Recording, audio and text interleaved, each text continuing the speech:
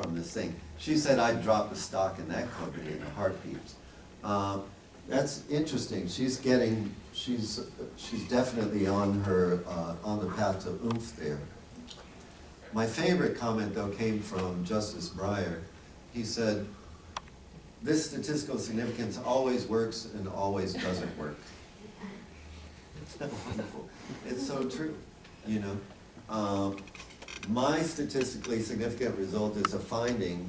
Yours is a ceremonial ornamentation, which you cheated to get, right? So it's all right. And that's the back and forth we get from the on-off. I wish I could say that the strangest comment came from Justice Roberts, but that may not be true. Roberts appealed to Basic versus Levinson, which is a preceding case arguing that there should be no bright line rules for which companies we decide are mergeable. What, you know, like in communications or in electric utilities, how big is too big so that, you know, the merger should not be allowed. And Basic versus Levinson said there should be no bright line rule about how big is big regarding mergers. So he says we should look at the total mix of information, not just a p-value or a t-statistic. But here's a part that's very tough to understand. It's kind of like rational expectations macro. A reasonable investor is going to worry about the fact that thousands of unreasonable investors are going to dump their matrix stock. Okay. Scalia, you know, he rarely disappoints. This poor man, you can watch videos and also listen to the recording online at supremecourt.gov. U.S. Acting Solicitor General Pratik Shah presented in a very formal, respectful, and scientific way in front of the court. And Scalia piped up, he says, "Mr. Shah, what do you think about Satan?" He really did. This is in the record. And Shah was trying to just keep everything formal and correct. He said, "Well, let me try to unpack the satanic connection hypotheticals a little bit." Okay. So at that point, the court was pretty much done. Something more is needed, Justice Sotomayor said. Something more about the source, the content and context of where data comes from is needed. But what they didn't say is that statistical significance is just the wrong thing to emphasize. Statistical significance does not help Mom with the precision versus oomph pill. It doesn't help us with the Vioxx trial, Vioxx versus naproxen doesn't answer those questions. In fact, statistical significance doesn't even give us a probability of belief. Bayes factors, Bayesian statistics do. With Bayes, you can say, what's the probability of a hypothesis being true or at least useful given the evidence? But the p-value drops the prior probability and transposes the argument.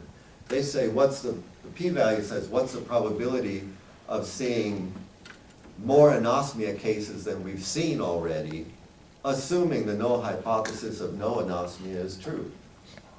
The p-value reverses it. It says, what's the probability of seeing greater evidence than we've already seen, assuming that there's no difference between a treatment and a control, between, say, Vioxx and naproxen, or black unemployment rate and general unemployment rate. So that's another reason why the ASA decided to get serious about this. So speaking about the history then, back to history, how did we get into this trouble? Well, Ronald Fisher was a very influential mathematical statistician. He published the first textbook of statistics in English language called Statistical Methods for Research Workers in 1925. It was published in 13 languages and went through more than 13 different editions. Today's statistics textbooks are modeled after Fisher's book. You look at how they're structured, the arrangement, the content is almost identical. So his hand is still in this business. In 1926, he published an article on field experiments, which was a new interest for him at that time. By 35, he felt like he knew enough about experiments that he wrote another textbook called Design of Experiments. And he wrote scores of other articles. But Fisher, I think, he helped promote the problem that we're currently dealing with. He said in the 1925 book, the value for which p equals 0.05 or 1 in 20 is 1.96 or nearly 2. It's convenient, follow the rhetoric now, it's convenient to take this point as a limit in judging whether a deviation is to be considered significant or not. Deviations exceeding twice the standard deviation, like student's t-value being greater than 2, are thus formally regarded as significant. Wait a second. It's convenient to shop at 7-Eleven. Right? Convenient to go to 7-Eleven and get a gallon of milk. Now thou must shop at 7-Eleven. It's a formal regard. Just like that, you see? But if people aren't paying attention, you're interested in the machine, what's the machine of science, you just kind of ignore those things and you say, yeah, it's formal, you know? It's a black tie affair. T greater than 2. That was in 25. In 26, he says, personally, the writer, by which he means himself, prefers to set a low standard of significance at the 5% point and ignore entirely all black unemployment rates. Oh, sorry, no, he didn't say it. He said, ignore entirely all results which fail to reach this level. But that's what we're doing. That's what we find in the AER. That's what we find in the New England Journal of Medicine. That's what we find over and over and over again, from the World Bank to the NIH.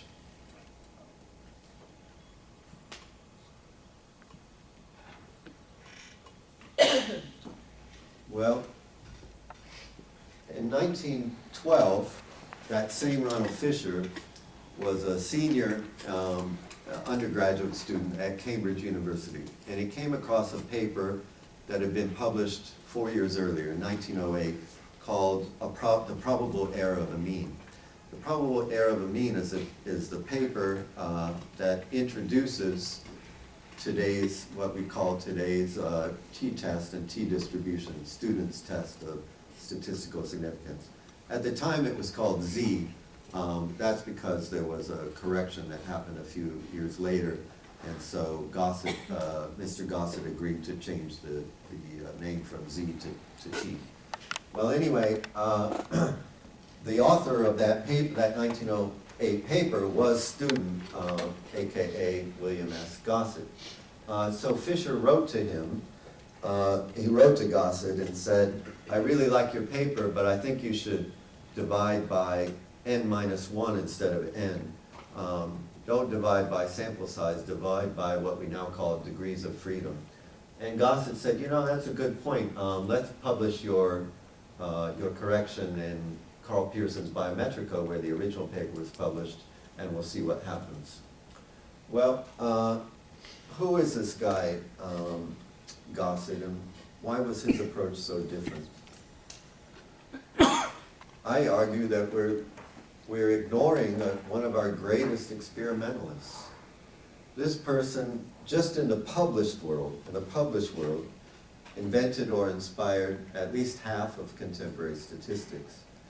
In the unpublished world, that is in the 350 scientific articles that he published for Guinness, but kept amongst the laboratory workers and the brewers and the managing directors there, it's maybe even a bigger number. But what are they? A student's T, small sample analysis, Monte Carlo. The first Monte Carlo exercise in economics was done in that 1908 paper.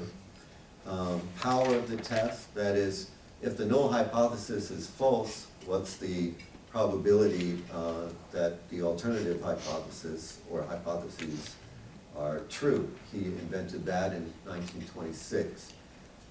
He introduced the loss function to economics about 10 years before, well, more than that, about 20 years before Abraham Ball did.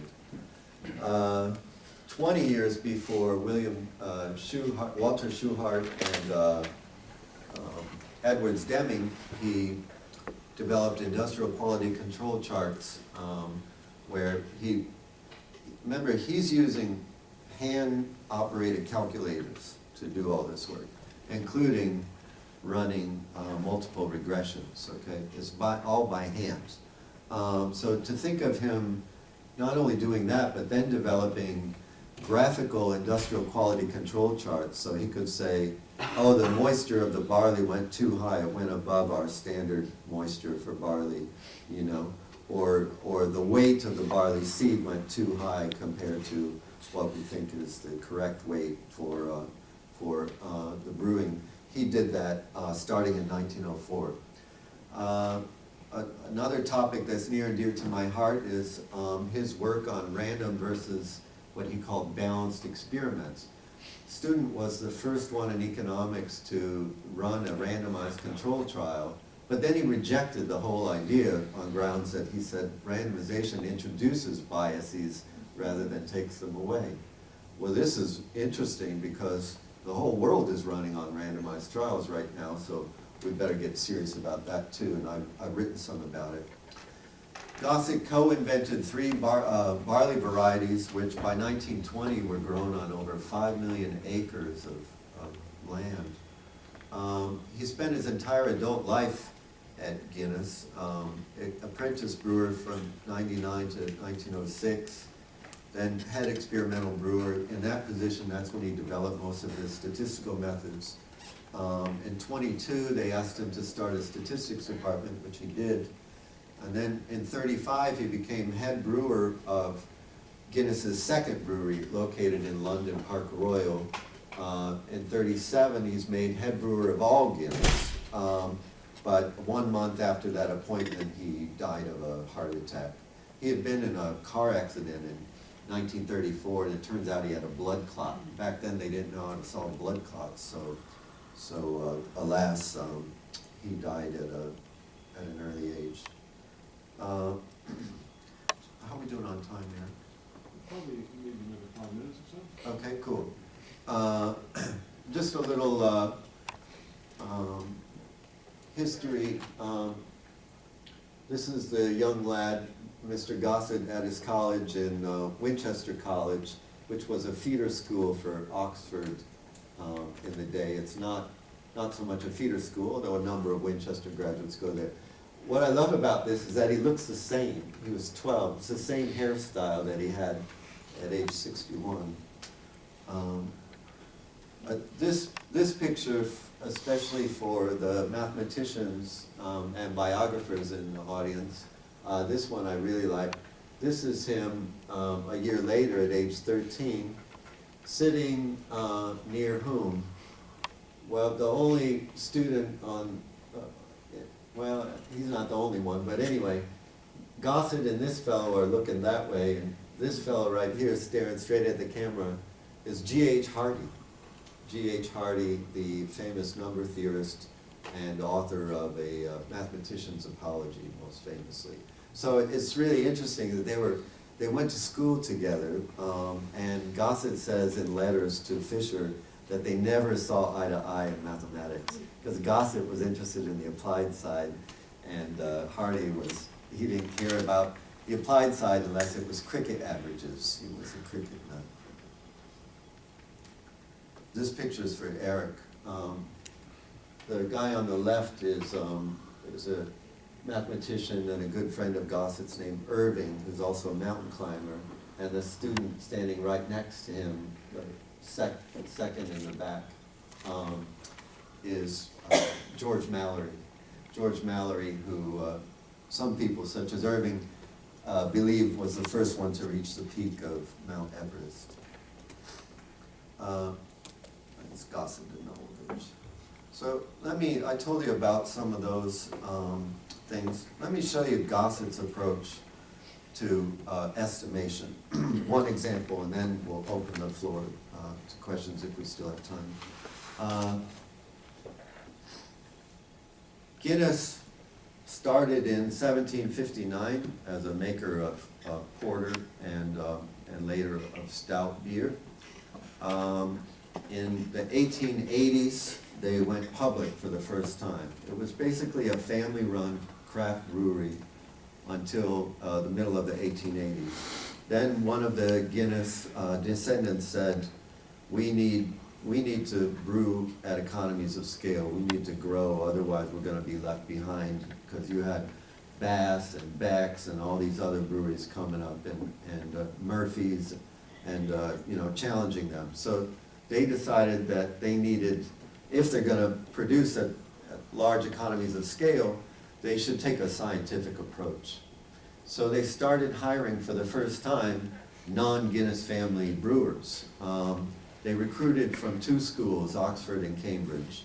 And the Oxford and Cambridge students had to have a degree in natural science, such as chemistry, as Gossett did.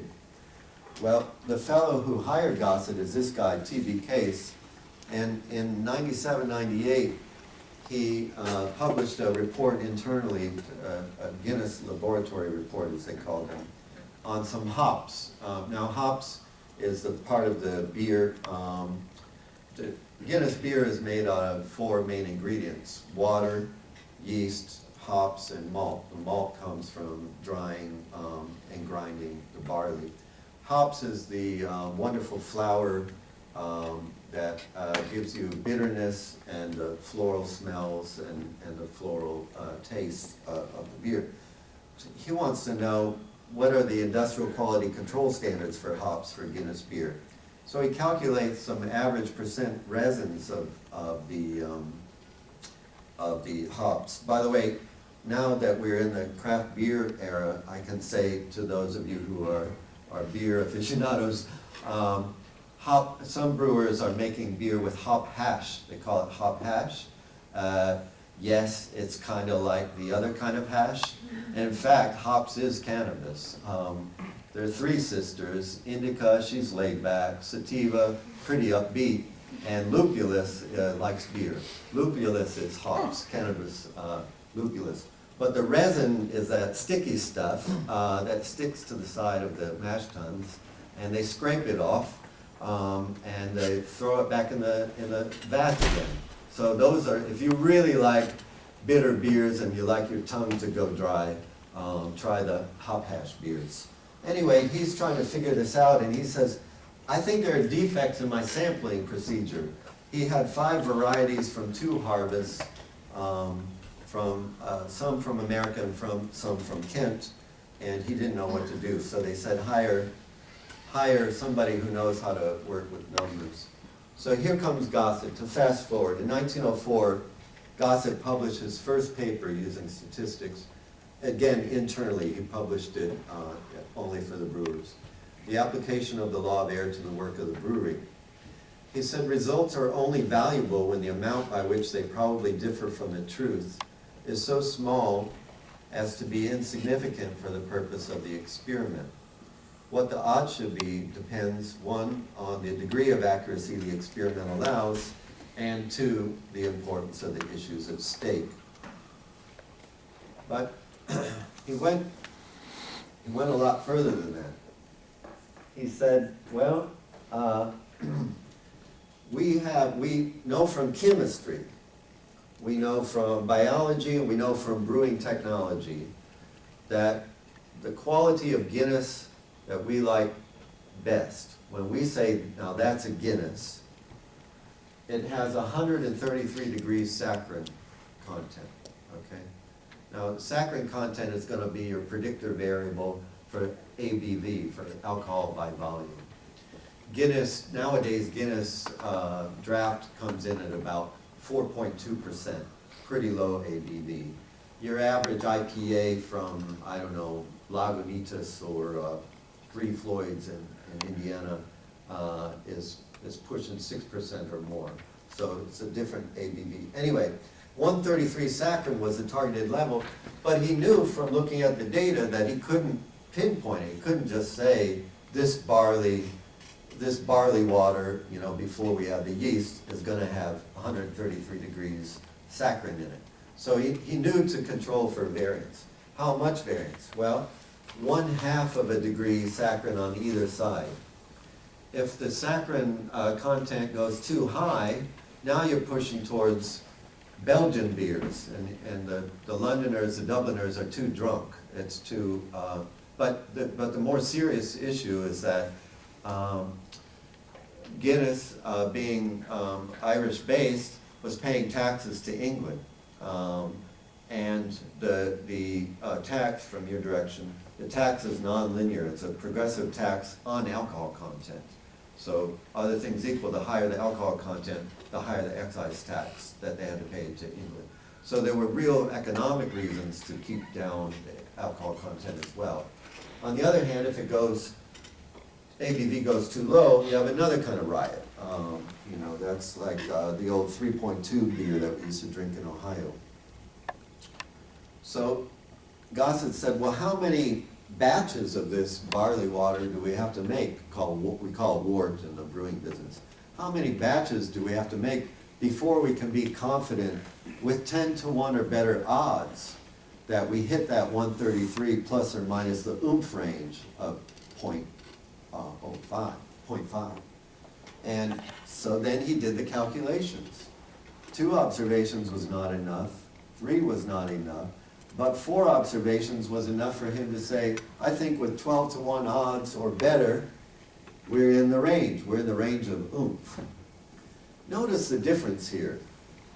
In the economics literature, in the medical literature, in epidemiology, including breast cancer and cancer epidemiology, nobody says, what's the oomph? Let's start with the oomph. How much chemotherapy can grandma handle of this sort and this dosage at this time, you know, and on which direction? How much can she handle and how effective will it be for the goal? Then let's look at probabilities. That's not how they do it in the literature. In the literature, they say, well, here's y equals constant plus beta x plus beta 1 x, blah, blah, blah.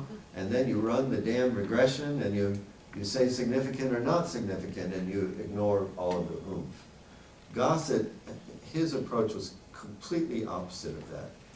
He said, forget about the statistics. Let's first use science, brewing, chemistry, biology, economics, to decide what's our goal, what's our oomph, what's our range of oomph. In statistics, we call it the loss function now. Okay? Now, let's find efficient ways to discover that oomph and to report it with, say, 10 to 1 or better odds, or maybe you need 20 to 1 or better odds, depending on the issues at stake. Well, I should probably let it go. There's just one other little point I want to make here, which is that, and this point ties in with my more recent work on randomized versus balanced experiments in economics and medicine and other fields. Gossett had a valid reason for using his test, student's t-test. He had a valid reason for it. Why? Because he actually repeated experiments over and over again, year after year. In barley, for example, he had 10 barley growing regions of Ireland, which he worked with on an annual basis. 10 different regions identified by soil quality, rainfall, and stuff like that. Only 10. But then each of the 10 farmers in those districts did a replicate of their barley experiment. So each year he'd get about 20 observations. So 20, 20, 20, 20. So he's creating a panel data set, controlling for what he called the real error. He tells his friend Egon Pearson in 1937, when I first reported back in 1904, no, sorry, that's the wrong one. he tells his friend Egon Pearson in 1937, obviously the important thing is to have a low real error. By real error, Gossett meant, did we control for all those sources of heterogeneity that affect variance, you know, rainfall, soil quality, farming practices? Have we done all of that? And have we built up our distribution around each one of those variables? Or have we done, as so many of our colleagues do in the testing sciences today, collect one set of data once, run a million regressions on it, and extract significant stuff out of it, and then try to publish, you know? That's not a valid use of the test. Reason? You don't have any repeated samples. You have one sample. N equals 1 if you just have one data set. So with N equals 1, you don't have a good reason to use this sampling-based theory. He says what you really want is a low real error. You want to be able to say not only that we have significant evidence that if farmers in general do X, Y, or Z, they'll make money, but also we found it to be so in 19 cases out of 20, and we're trying to find out why it didn't work in the 20th case. To do that, you have to be as sure as possible which is the 20th. Significant result, if you look at the top, he says, the important thing is to have a low real error, not to have a statistically significant result on a single set of data. The latter student, Mr. Gossett, the inventor of the test, the latter, that is a test of significance on one set of data, seems to be nearly valueless in itself.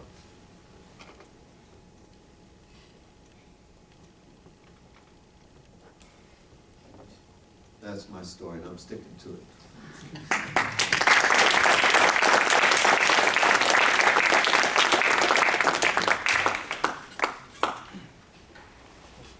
We're going to open the floor up for questions. First, let's give Steve another round of applause for a very